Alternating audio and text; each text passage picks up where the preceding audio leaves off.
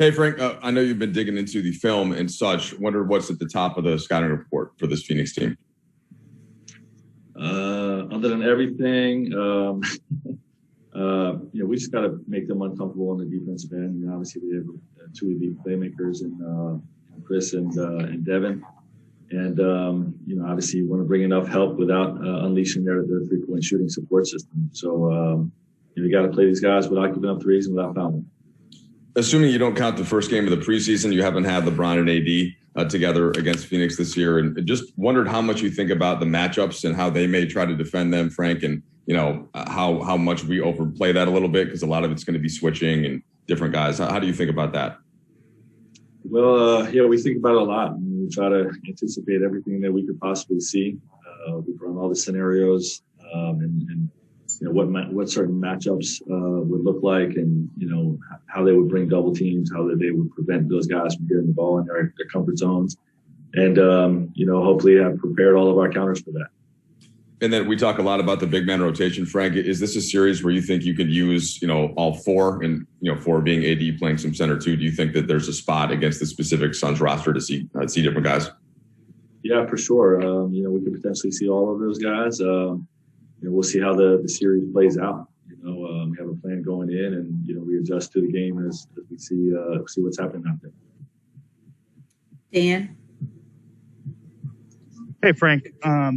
I'm curious, what was your reaction to finding out that LeBron had violated the league's health and safety protocols? Were you disappointed in that? And then, I guess, secondly, is everybody available tonight? Did you have to kind of readdress some of that stuff in lieu of that incident? I had no reaction to it.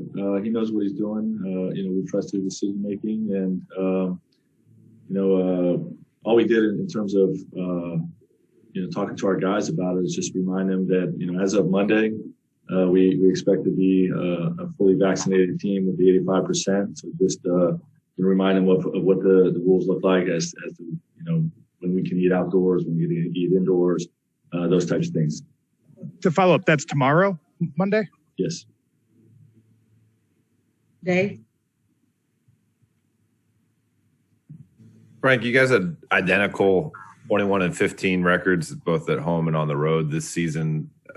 How do you look at the home court advantage factor being something that you had to overcome or not overcome, considering your successes here on the road was identical to it at home? Yeah, in a playoff series, especially as cities are starting to allow more and more fans, it definitely is a disadvantage to be the road team. And one of the adversities that our group is going to have to face is that whatever playoff series, likely we're going to be the road team, to start each series and in Game 7 situation. So we've got a group that's confident at home or on the road. This particular group didn't have to face road environments last year because of the bubble. But I anticipate that the veteran nature of our group that we'll handle it well. Bill? Hey, Frank, there was a report about Ben McLemore being in a car crash. Is he okay and available? Did he have any lingering effects from that? He's okay and available, yes, uninjured. Kyle? Hey, Frank. I know we're going to see it, but I was wondering, for Game 1 today, are you considering tightening your rotation? Are you considering kind of playing some guys to see how different things look? What's your philosophy for Game 1s in your rotation, and why do you play it that way? Yeah, we play Game 1 to win the game. Simplest way to put it. I don't want to reveal who that's going to be or how deep the rotation that's going to look like. I don't want to tell the Suns that. But we're coached to win Game 1. Simplest way to put it. We'll take a couple more. Mark Medina. Hey, Frank, good to see you. To follow up on the note that you were saying that tomorrow you guys will have the 85% vaccine threshold. What things do you envision you guys will be able to do with the expanded freedoms, and what do you hope that can accomplish moving forward as a team?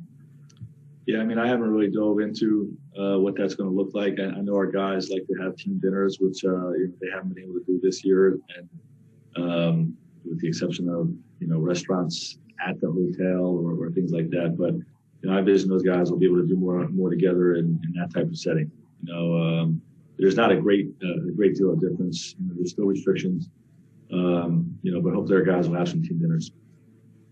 Last question. TAP Sports, Deportes. Hi, Coach. I hope you are doing well. The Suns are very defense team. You are good. The Suns are very defense team. So what is for you the biggest challenge for the Lakers offense in this series? Yeah, we have to execute. We have to execute our offensive principles. The ways they're going to take away certain things that we do. Obviously, they've had a week to prepare for us. So they're going to be very locked into the things we do, and we have to be able to execute through our counters. Thank you. Thanks so much, everyone. Thanks so much, Coach.